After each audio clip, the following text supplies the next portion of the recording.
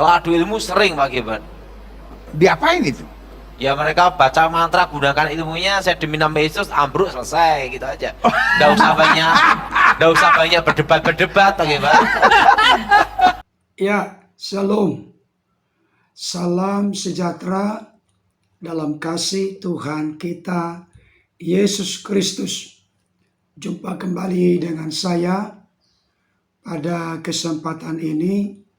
Secara khusus saya akan membahas satu topik eksklusif. Pendeta Gilbert Lumendong bertanya, Evangelis Daud Tony menjawab, dahsyatnya kuasa nama Yesus. Sebelum saya lebih jauh memberikan ulasan tentang topik ini, ada baiknya kita saksikan dulu tayangan berikut ini. Kalau Pak Daud paling jarang debat ini karena urusannya setan kan? Saya hampir tidak pernah berdebat Pak Gilbert. Karena saya ini kalau datang untuk memberitakan Injil, saya tidak bawa nama agama Kristen. Jadi semua agama tak suruh, kalau engkau percaya Yesus, saya doakan asal mau percaya gitu. Mereka doa menurut agama masing-masing, tak suruh nyebut nama Yesus. Tapi terjadi mujizat Pak Gilbert. Ada yang sakit sembuh. Karena bukan agama Kristen yang menghadirkan mujizat, tapi nama Yesus. Nama Yesus. Dan itu kejadian tidak hanya 1-2, ribuan Pak Gilbert. Dan orang harus terpaksa karena memang Tidak ada pilihan. nggak ada pilihan, urusannya setan. Iya kan, udah pakai dukun mana, udah pakai paranormal mana, nggak keluar-keluar. Pengalaman saya Pak Gilbert ya, justru orang yang paling menentang Tuhan Yesus dengan kekuatan gaib itu paling mudah bertobat. Karena dia akan tunjukkan kekuatannya, saya kita doa di nama Yesus, selesai langsung. Pengalaman apa yang Pak Daud alami? Itu kejadian di Kalimantan Barat. Setelah itu pengalaman waktu saya pelayanan di Manado juga ada. Saya di berbagai tempat banyak Pak Gilbert. Apa? Orang mau adu ilmu? Adu ilmu. Kalau adu ilmu sering Pak Gilbert. Diapain itu? Ya mereka baca mantra, gunakan ilmunya, saya demi nama Yesus, ambruk, selesai gitu aja. Nggak usah banyak berdebat Pak Gilbert. Baik Bapak Ibu Saudara, tadi kita sudah menyaksikan, menyimak dan mendengarkan pernyataan singkat dari hambanya Evangelis Daud Tony bertitik tolak dari adanya pertanyaan dari hambanya Pendeta Gilbert Lumendong. Kita tahu bersama hambanya Evangelis Daud Tony memiliki panggilan yang khusus dan kentara sekali dalam seluruh sepak terjang pelayanannya terkait dengan iblis, setan, kuasa-kuasa kegelapan, roh-roh jahat, okultisme, dan lain sebagainya. Itulah uniknya kita sebagai orang-orang Kristen, memiliki panggilan kekhususan yang berbeda-beda satu dengan yang lain, dan tentunya semua itu dengan maksud dan tujuan untuk saling melengkapi, berkolaborasi dengan potensi karunia panggilan yang berbeda-beda untuk membangun tubuh Kristus, atau juga untuk bisa secara efektif, efisien, optimal, maksimal menjadi berkat yang menyatakan Yesus, kabar baik, Injil, sekaligus mendemonstrasikan kuasanya, bahwa Yesus adalah segala-galanya, dan segala kuasa yang ada dalam dunia ini, khususnya terkait dengan kuasa-kuasa iblis, setan, roh jahat, kuasa kegelapan, okultisme, dan lain sebagainya. Semuanya itu tunduk dan takluk di bawah kuasa Yesus. Bapak Ibu Saudaraku yang dikasihi oleh Tuhan, tadi hambanya Evangelis Daud Tony mengatakan, hampir tidak ada atau tidak ada sama sekali yang namanya debat dalam konteks pelayanan beliau. Beliau begitu simpel saja, Tetapi satu hal yang merupakan kebanggaan bagi saya dari apa yang disampaikan oleh beliau.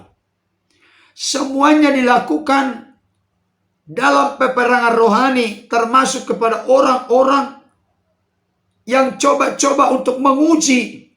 Sebenarnya maksud tujuan mereka menguji kekuatan, kehebatan dari Evangelis Daud Tony. Tapi beliau tidak takut dan gentar menghadapi siapapun, mau punya ilmu tinggi, ilmu mantra, dan lain sebagainya. Justru menurut beliau semakin tinggi ilmunya, semakin gampang dan mudah dikalahkan. Hanya dengan kuasa nama Yesus. Saudaraku dikasihi oleh Tuhan. Beliau juga memiliki pendekatan kontekstual. Saya tidak membawa agama Kristen, tetapi saya mendoakan di dalam nama Yesus. Luar biasa sekali Bapak Ibu Saudara. Dengan kata lain, apa yang disampaikan oleh hambanya Evangelis Daud Tony, menurut saya, semakin meyakinkan, meneguhkan saya, termasuk juga Bapak Ibu Saudara dimanapun berada, bahwa kuasa nama Yesus adalah kuasa yang ajaib dan luar biasa. Apakah ada dasar dari Alkitab yang menegaskan tentang kuasa nama Yesus ini? Apakah ada bukti historis, bukti sejarah yang dituliskan dalam Alkitab tentang peristiwa-peristiwa yang terjadi lewat kuasa nama Yesus? Perkara-perkara besar terjadi. Saudaraku yang dikasihi oleh Tuhan, hal ini merupakan satu ungkapan syukur terima kasih berlimpah dari diri kita masing-masing kepada Tuhan. Kenapa? Saya menemukan dalam beberapa bagian firman Tuhan, saya akan mulai menunjukkan betapa dahsyatnya kuasa nama Yesus bagi kita yang percaya kepada Yesus sebagai Tuhan dan Juru Selamat dalam hidup kita.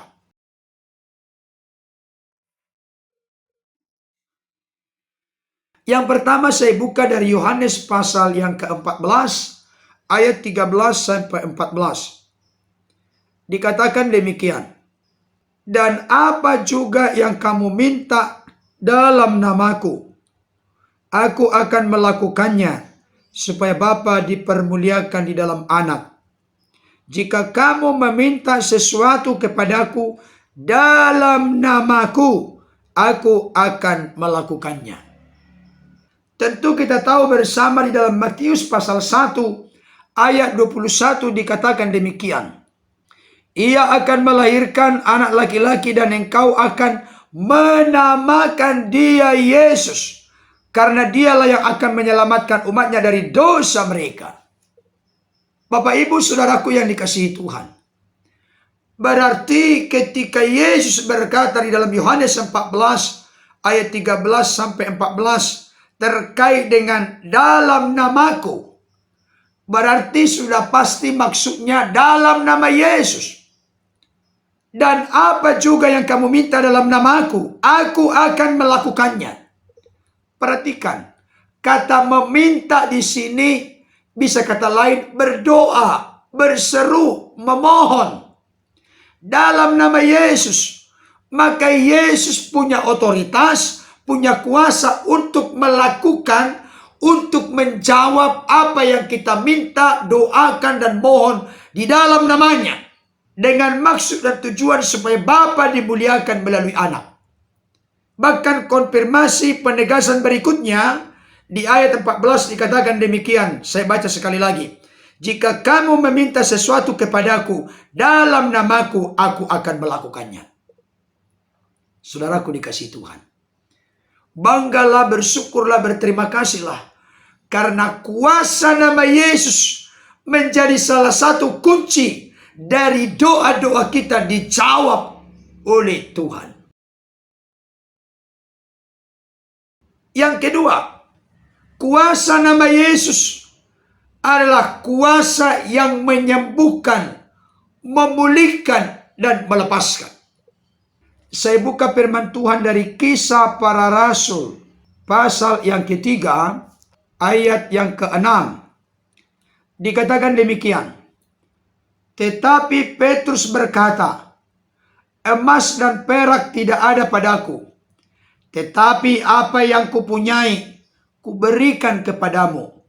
Demi nama Yesus Kristus orang Nazaret itu, berjalanlah. Di sini ada kata-kata demi nama Yesus Kristus orang Nazaret itu, berjalanlah. Kita tahu konteks cerita ini.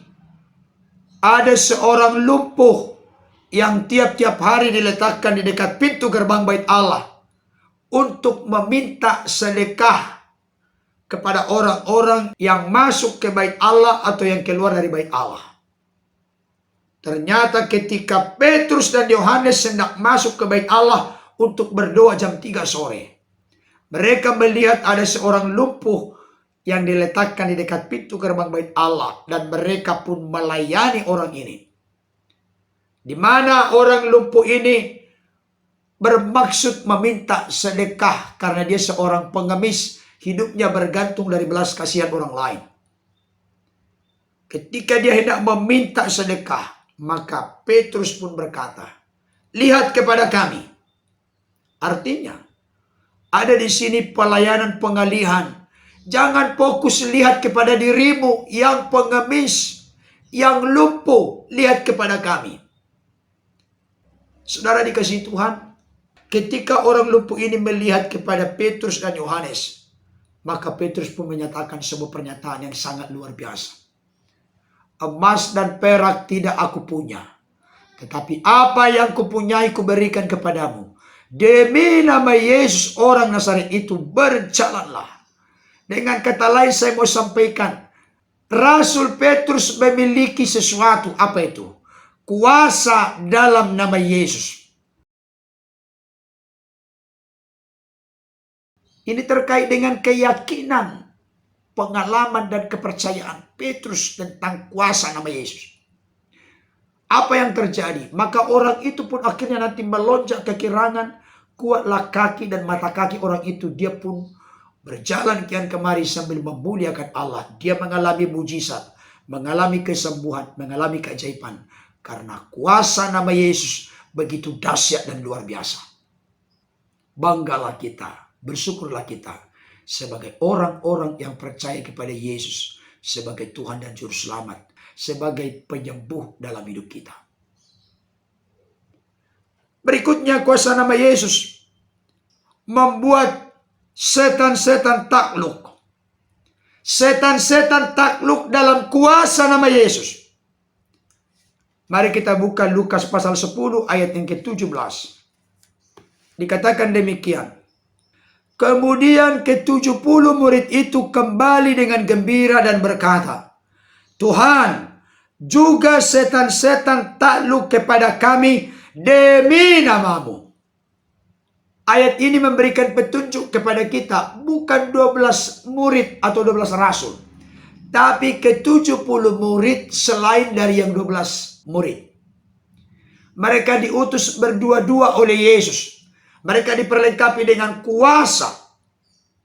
Dan ternyata ketika mereka sudah terjun, selesai menunaikan tugas tanggung jawab pelayanan yang Tuhan berikan, mereka pun kembali dan melaporkan apa yang mereka sudah lakukan setelah selesai pelayanan.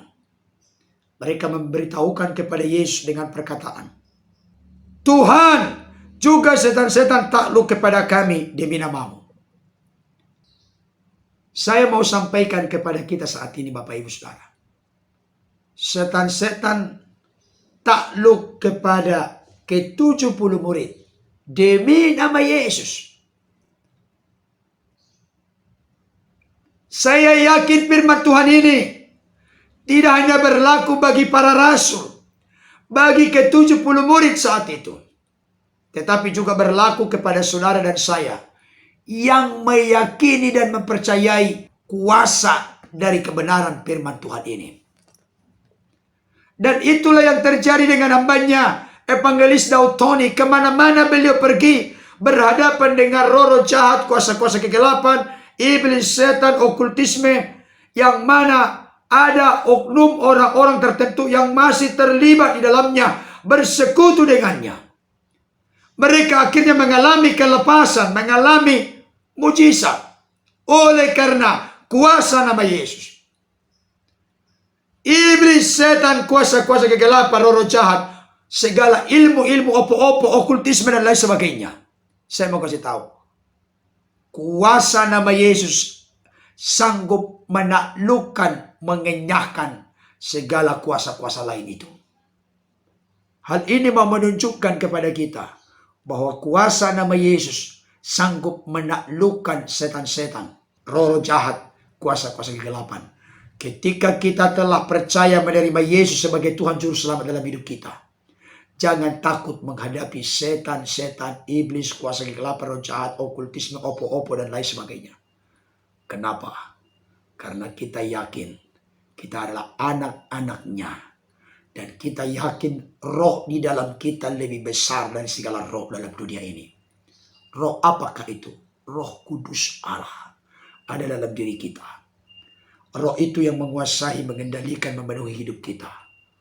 Dan roh itu menjadi garansi bagi kita untuk menang dalam menghadapi segala kekuatan-kekuatan musuh, penghulu-penghulu udara, pemerintah-pemerintah, penguasa-penguasa, roh-roh jahat di udara.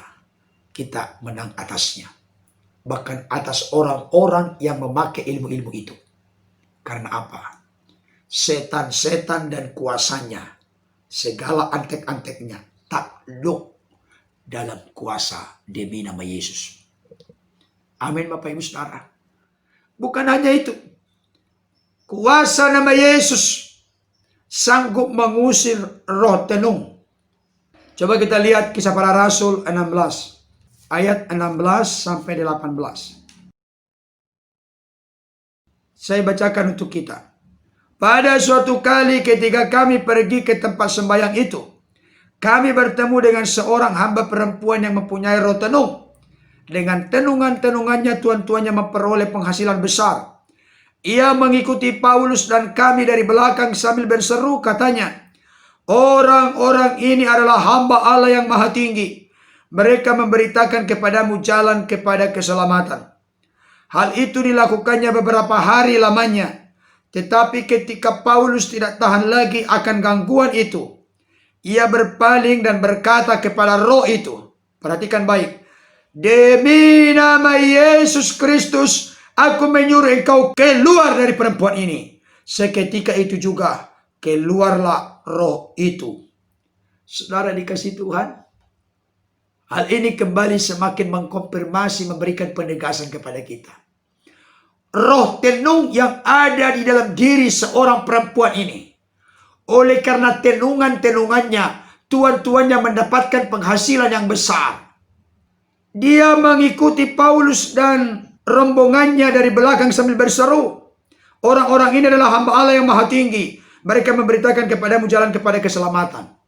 Saya sedang berpikir, kok bisa seseorang yang dipenuhi dengan roh tenung mengungkapkan satu kata-kata yang benar? Kata-katanya ini benar kan? Orang-orang ini adalah hamba Allah yang Maha Tinggi, benar kan? Mereka memberitakan kepadamu jalan kepada keselamatan. Ini juga benar. Di ayat berikutnya berkata, hal itu dilakukannya beberapa hari lamanya. Tetapi ketika Paulus tidak tahan lagi akan gangguan itu. Artinya, dia mengucapkan itu bukan dengan maksud dan tujuan yang baik dan benar, tapi ingin melecehkan, menghina, merendahkan Rasul Paulus dan rombongannya saat itu. Karena ini mengganggu terus atas teriakan-teriakan dan seruannya. Maka Paulus pun berkata, "Demi nama Yesus Kristus, aku menyuruh engkau keluar dari perempuan ini." Seketika itu juga keluarlah roh itu. Berarti roh tenung yang mendiami perempuan ini tunduk dan takluk demi nama Yesus Kristus. Hal ini semakin memberikan konfirmasi penegasan lagi kepada kita. Kuasa nama Yesus dahsyat dan luar biasa. Oleh karena itu Bapak Ibu Saudara, saya mau sampaikan kepada kita, jangan sampai kita takut berhadapan dengan kuasa-kuasa dunia yang gelap. Karena apa? Karena kuasa nama Yesus menaklukkan kuasa-kuasa itu. Bahkan salah satu pernyataan Yesus sebelum naik ke surga, sebelum berpisah dengan murid-muridnya, Yesus berkata, "Tanda-tanda ini akan menyertai orang-orang percaya. Mereka akan mengusir setan-setan demi namaku. Saudaraku dikasih Tuhan, nama Yesus adalah nama yang dapat dipercaya dan diandalkan. Kita yakini penuh. Mengusir setan-setan, menaklukkan setan-setan. Bahkan kita keluar sebagai pemenang. Bapak Ibu Saudara dikasih Tuhan. Tetapi jangan lupa satu bagian firman Tuhan. Yakobus 4 ayat 7 berkata demikian. Karena itu tunduklah kepada Allah dan lawanlah iblis, maka ia akan lari daripadamu. Ini kuncinya. Ketika kita mau berhadapan dengan iblis, setan, roh jahat, kuasa kegelapan, ilmu okultisme, opo-opo dan lain sebagainya. Tempatkan diri kita dalam posisi yang tunduk kepada Allah. Setelah tunduk kepada Allah, lawanlah iblis, maka dia lari daripada kita. Jangan lupa, banggalah, bersyukurlah, kita memiliki Yesus yang adalah Tuhan Juru Selamat kita. Kuasa namanya begitu dahsyat, ajaib dan luar biasa. Kita pemenang oleh karena kuasa nama Yesus. Amin.